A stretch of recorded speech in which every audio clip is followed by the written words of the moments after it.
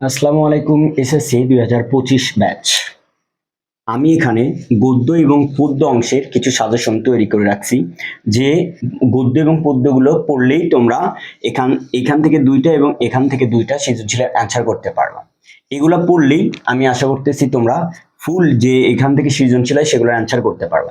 HSC 25 batch, HSC 25, এখানে যে গদ্য এবং পদ্যগুলো ধরা হয়েছে তোমরা সেখান থেকে শতভাগ, অর্থাৎ কি আমি বলে দিলাম 100% কি কমন পাবা।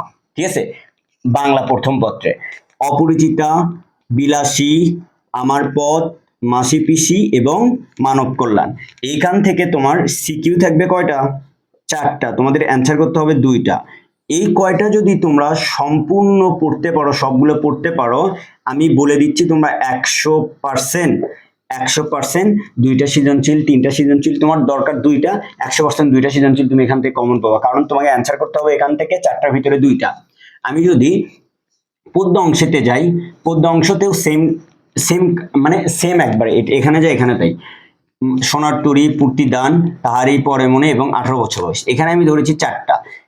এখান থেকেও 4টা সিকিউর ভিতরে তোমাকে 2টা সিকিউর অ্যান্সার করতে হবে। সো তোমরা এখান থেকে 2টা সিকিউ 100% কমন পাচ্ছ এই কয়টা পড়লেই। এটা কিন্তু মনে রাখবা, এইটা সকল বোর্ডের জন্যই প্রযোজ্য, সকল বোর্ডেই।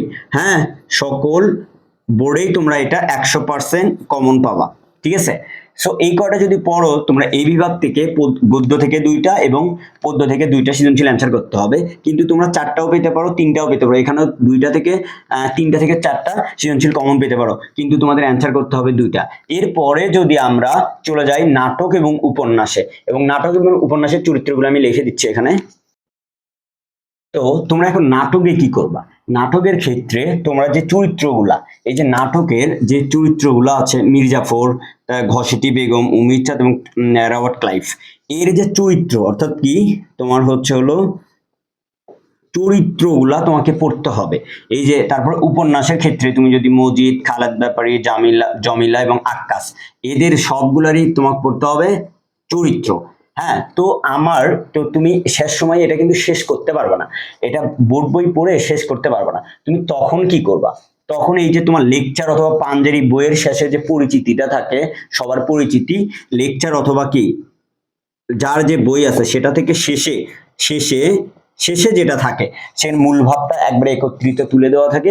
ওইটা তোমরা যদি 2বার রিডিং করে যাও, এইখান থেকে যতগুলা সিকিউ আসুক ভাইয়া, যতগুলা সিকিউ এমসিকিউ আসুক, ওইটা যদি পড়ে যাও 100% সবগুলা কমন পাচ্ছ। সো আমি যদি তোমাদের একটু এমসিকিউ নিয়ে কথা বলি, তাহলে একটু ক্লিয়ার করি এমসিকিউ নিয়ে। তো তোমরা ভাইয়া এমসিকিউতে কি করবা? হ্যাঁ, এমসিকিউতে কি করবা? এমসিকিউ এর জন্য ফার্স্ট অফ অল যে পদ্য গদ্যগুলো আছে, যে পদ্য এবং গদ্যগুলো আছে, সেগুলোর প্রতিটা তোমরা রিডিং করতে হবে এবং বোর্ডের এমসিকিউ গুলো পড়তে হবে। কি করতে হবে বলো তো? বোর্ডের এমসিকিউ গুলো অবশ্যই প্র্যাকটিস করবা। পাশাপাশি এই যে মূল ভাব আছে না, মূল ভাব বা কবিতা পরিচিতি বা পাঠ পরিচিতি, এরকম যেগুলো আছে, ঠিক আছে? হ্যাঁ, পরিচিতি, এই জিনিসগুলা ভাইয়া বেশি বেশি রিডিং পড়তে হবে এবং পড়তে হবে, আর শব্দের অর্থটা পড়তে হবে। তাহলে আমি আশা করতেছি তোমরা এইচএসসি 25 ব্যাচ, হ্যাঁ এইচএসসি 25 ব্যাচ তোমরা এমসিকিউতে ইনশাল্লাহ আটকাবা না, আমার বিশ্বাস। আর আমি যে সাজেশনগুলো দিছি ইনশাল্লাহ ওইগুলা কমপ্লিট করো। বাংলাতে তোমরা 100%, আমি বলে দিচ্ছি বাংলাতে 100% কমন থাকবে ইনশাল্লাহ।